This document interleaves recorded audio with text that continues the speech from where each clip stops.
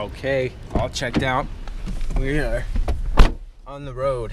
We are headed back towards the United States of America, our home country. It should only take a few hours to get there. Excited? Yep. Let's make sure we put our seatbelts on. You always want to be safe, especially when it's snowy outside. I feel better.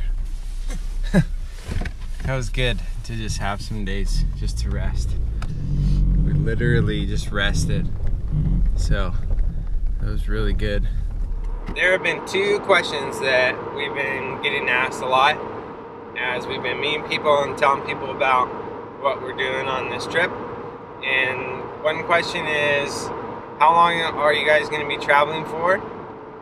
And then the other question is, where are you guys going to end up when you're done traveling? And the answer to both of those questions is we don't know.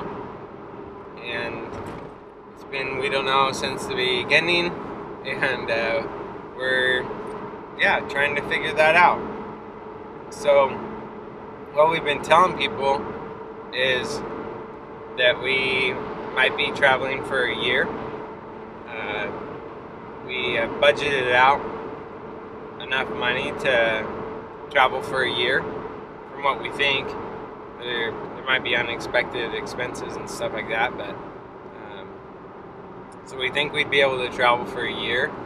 And then as far as ending up in one place, we really have no idea. And so it's kind of cool because all these places that we plan on going to, we could really think about, is that some place that we would want to live?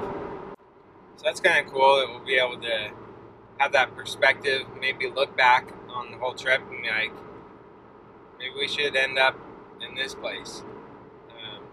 I think it's both of our dreams someday to have a home and to use it for hospitality. And I think this trip is also really good for us because we're experiencing a lot of hospitality. Like, the people that we've stayed with so far have been so hospitable, but they've all been very different. They've been hospitable in different ways, and so that's been really cool for us to see.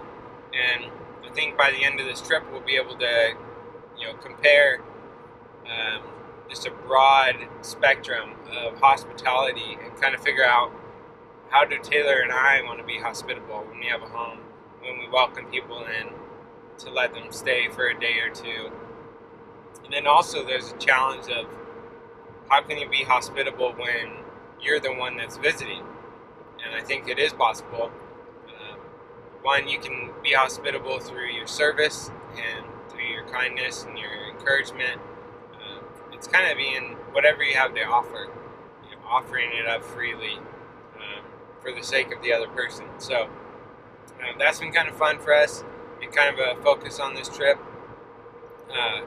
We have friends that we're planning on staying with tonight in Spokane, Washington, and so that's where we're headed right now. Kind of a dreary day today, but we're making our way south.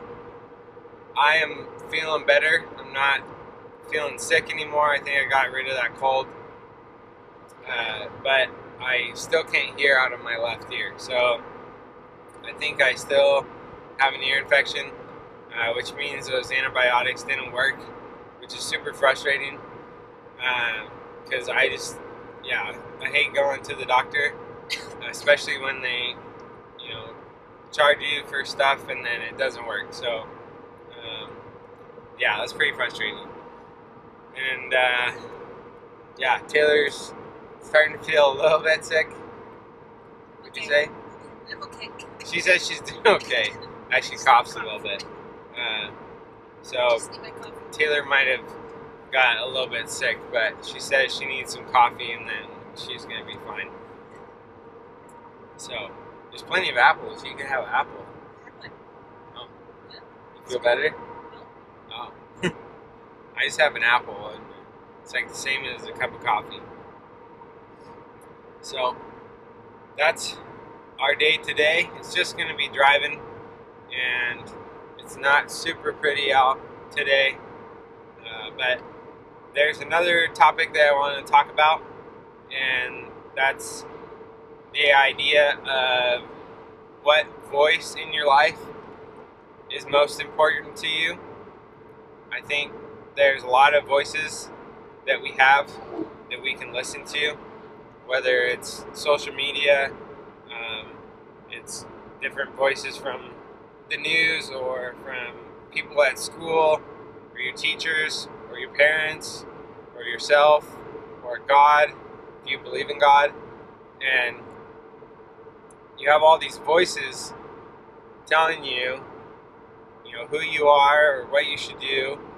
And I think it's important that you figure out which one is most important, and then to listen to that one. Because there's going to be a lot of other voices that are telling you things that ultimately don't really matter. And there's going to be people who are looking at your life, and you might, start to pursue a passion in your life. You might start to step out in some way, and there'll be other people that maybe they're jealous of your courage or something, but they're just going to talk you down. And that would be a voice that you don't really need to listen to, because it's not a voice of encouragement. And so that's just something I wanted to mention today. It's just something that I've been thinking about the last couple of days, trying to pay attention to that one voice that is most important to me, and just to listen to that and focus on what that voice is, and to not be distracted by everything else. And there's a lot of opportunities that come up when you don't have a job. Like I stepped down from my job at the ranch, and now we're traveling, and so there's a lot of opportunities that come up, and I just want to make sure that I listen to the right voice, and pick the right opportunities, because just because it's a opportunity doesn't mean it's the right thing to do. So anyways, that's some thoughts I had today. If you have any responses or any thoughts of your own related to that, go ahead and leave a comment down below. And then wanted to remind you guys that we do have our merch that's for sale. We have our t-shirts and sweatshirts and stuff, and this month T-Chip is they lowered the pricing, and so the pricing is lower on the t-shirts and everything. So for those of you who already bought the items at a higher price, thank you so much. We appreciate your support, and love you guys.